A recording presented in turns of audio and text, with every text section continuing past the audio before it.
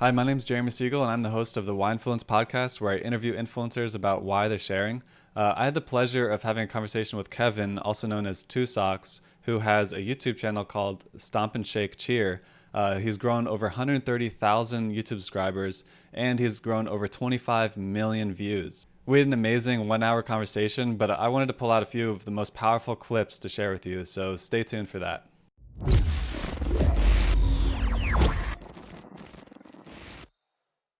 If you're creating YouTube content, you need TubeBuddy. There's a link in the description. Go download TubeBuddy and start optimizing your YouTube presence. The reasons why you started your channels is because you wanted to be a photographer and you had an opportunity to, help out with your girlfriend with Mhm. her cheerleading, and it just sort of organically just slid its way into becoming a thing, Yeah, almost pretty much unintentionally.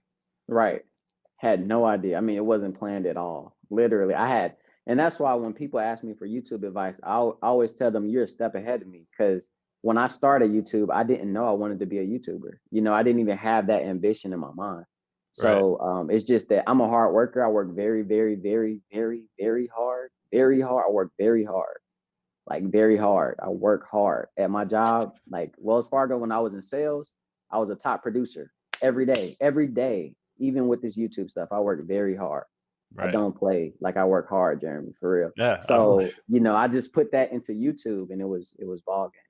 Nice. So you're going these practices. You would at some point started uploading these videos to YouTube publicly and then sharing them. So how long was it that you were consistently, when you started uploading to YouTube to when you realized that you had that video where you're like, hey, I guess there's people outside this community that are seeing these videos. Like how long was that process from starting YouTube to getting those having the realization that random people are tuning in? Yeah, so I think it was very, very early on, like within the first maybe like month that I was recording them. Okay. It was very early on because no one else was filming. Like even to this now, people are starting to do it because they see it. But back then, no one else was filming Stomp and Shake style cheer. No one else was doing it. So people around the world or in the North Carolina, Virginia area were performing Stomp and Shake style cheer, but no one was airing it. And if they were, it was like somebody with their camera phone in the stands and it's all shaky. You know what I mean? So it's like Right. you can't even see their faces. So it has no value. Like they're too far back and it's not intimate enough. So no one was really competing with me. I was like the only platform doing it. And so it was quick, like the growth was quick. But there was one video that like took off. It probably got like 500,000 views right now. But it was a video of the high school team like doing like a diss cheer to another high school team when they were at the basketball game. And I turned the camera like so I recorded the cheerleaders like saying the cheer, doing all the motions and stuff. And then I turned the camera to show the other cheerleaders' reaction. They were like laughing and stuff. But that video like blew up. And Wow. that's when I realized it's all about content. It's about the content. Yeah. So And I've watched a good handful of videos, but do you ever make appearances in the videos, or are you pretty much a purely behind the scenes person in this whole endeavor? yeah, so very rarely will I make an appearance, but sometimes I'll have Tia hold a camera and I'll say some things like usually in the beginning of the season, because now we're on season 3.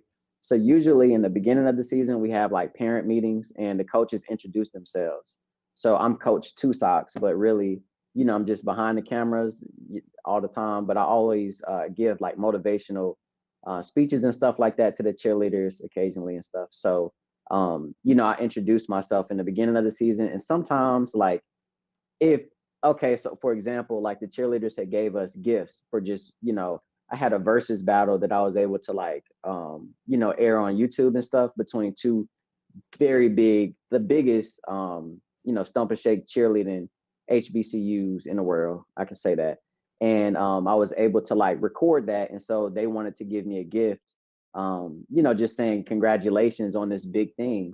And one of the coaches took the camera and held it just to get my reaction to it. So sometimes I'm on camera, but it's very rare. It's very rare that I'm on camera. Okay, so most of the people tuning into the videos, might or might not know who you are.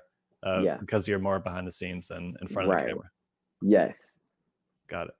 So you had this process, you're working at a bank and you're like realizing that this was getting views, and then you started researching how to make money on YouTube. Like, where did the transition happen there? Like, when did you realize that, hey, this is something? And was like you left the bank to go full time with the YouTube at some point, or what's sort of Man. the journey there? Okay. So good story, man. This is, man, like this makes me feel good because I think this is the first time, Jeremy, that I'm like on someone else's platform talking about this. So I host events here in Charlotte about YouTube, like YouTube events or whatever, but because of COVID, I'm not doing it right now. And I don't really want to do nothing virtual because I feel like it don't really hit like in person. So but yeah, so this is the first time. So it makes me feel really, really good to be on your Good. platform talking about this. Yeah. But it all started in 2017. So 2016, I told you I had about 560,000 views and 2019 subscribers, but I had $0 and 0 cents. And I started researching, like, okay, I thought you can get paid on YouTube. I need to make sure this is real. So when I found out how to get paid on YouTube or whatever, I started implementing those things. And my very first check was like $100 or $200, right? So it was everything I needed because I told you, man, I was broke. I was broke, Jeremy. I was struggling. Every time I would get paid from Wells Fargo, my account would hit the negatives, and I was driving Uber just to like bring my account back positive, just to get a double cheeseburger and feed my girlfriend. Like I was struggling. I had to break my lease and sleep on my friend's floor for 4 months. Like that's how bad it was, for real. Wow. So any dollar that I could get extra was great. You know what I mean? So I was getting like $100. I'm like, yo, if I can get $100, I can get 200. You know what I mean? I started getting that mentality. And Yeah. so after the first year, I started getting paid in 2017. So after that year, gross on YouTube, I made $4,000.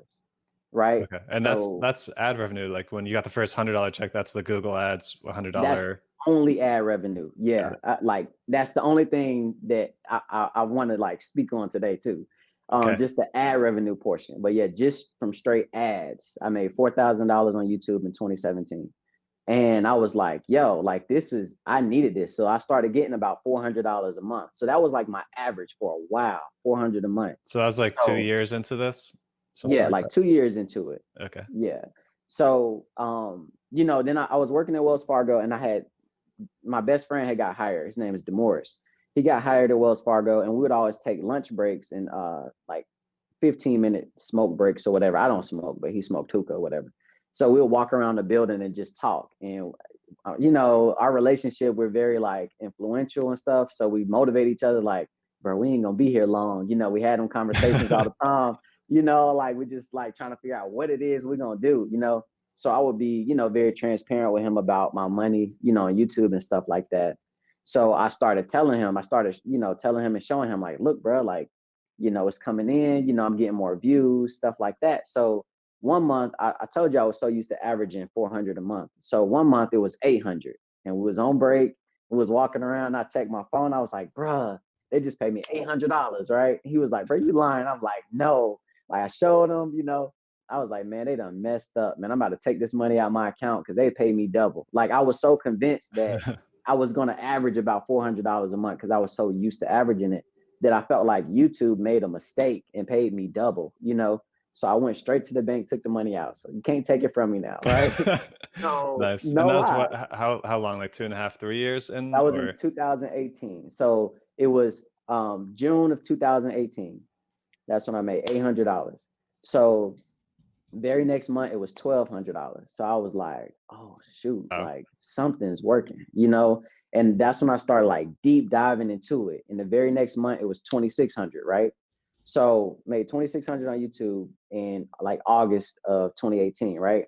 So I was like, okay, now I'm starting to make more than I make at Wells Fargo. I need to have this conversation with my manager, because the problem was I live in Charlotte, North Carolina, and I was driving to Greensboro, North Carolina to record, because at this point, Just Cheer had formed. They had started their own team and, and how far is that, left just for high people school. that aren't familiar?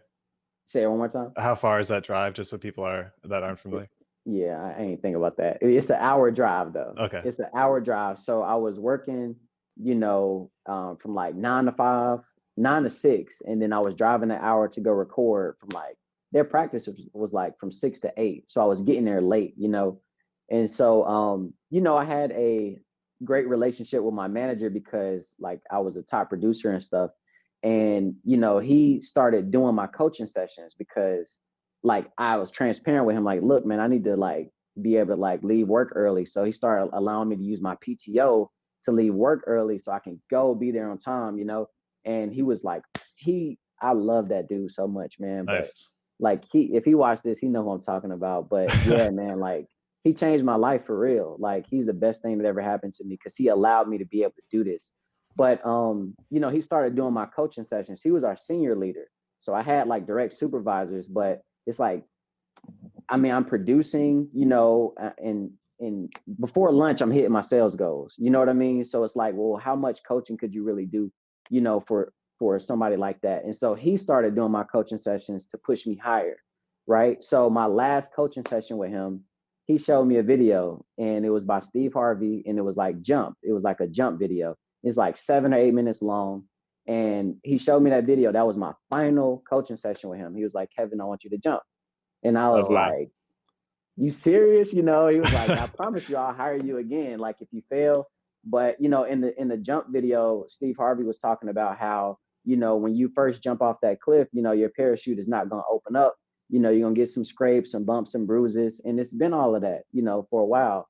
But then eventually that parachute going to open up and you're going to soar. And I haven't worked since. Like I resigned from Wells Fargo on my 3-year anniversary. That was April 11th of 2019. That was my 3-year anniversary. That was the day I gave my farewell speech and told everybody they can get out of there too. So Now, if you want to grow your voice and your influence, watching videos like this is a great way to do that. But an even better way to do that is to join our community. We have weekly virtual events where we bring in guest speakers, we do networking with influencers and aspiring influencers so we can help lift each other up. Now, if that's a community you want to be part of, then go to our website, whyinfluence.com, go to the community tab and join the community there. I look forward to seeing you there.